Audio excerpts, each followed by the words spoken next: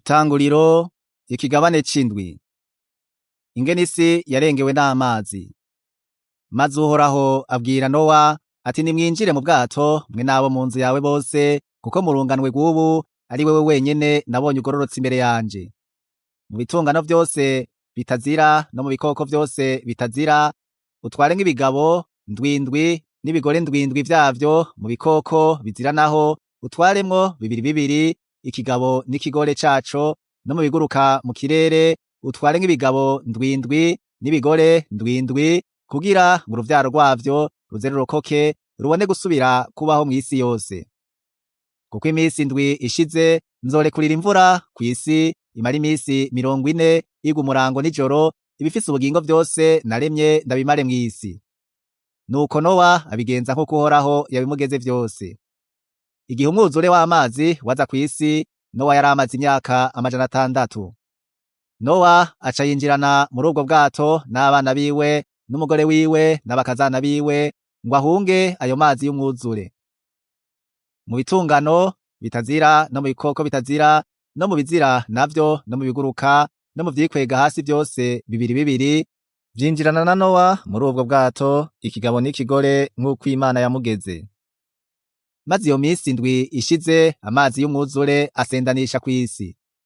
Mu mwaka ugira 600 Nowa abayeho, mu kwezi kwa kabiri ku munsi wako w'17, amasoko yose y'ikuzimu arapumuka, ingomero zo mw'ijuru zose ziragomorogwa.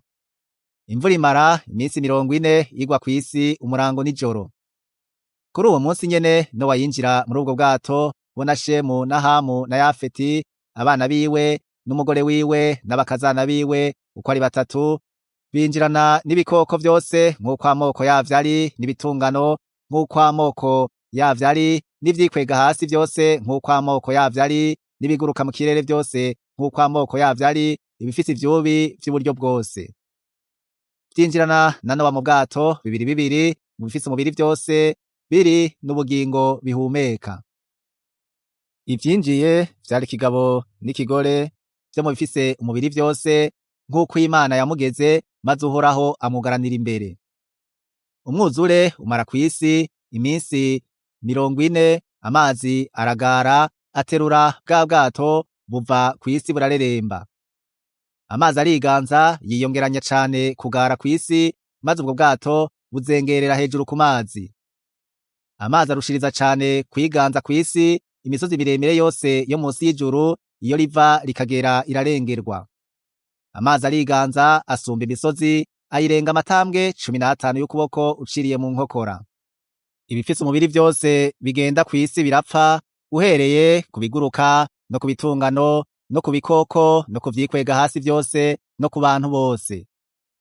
Ibihumeka impwemu z'ubugingo mu mazuru vyose vyaba imusozi birapfa. Ibifise ubugingo vyose biri kw'isi biraherengetezwa, uhereye ku bantu no ku bitungano no ku vyikwega hasi no ku biguruka mu kirere biherengetezwa kw'isi. Nowa aba ari we asigara wenyene, bo n'ivyari kumwe nawe muri bwa bwato. Amazi amara imisi 150 yiganziye kw'isi.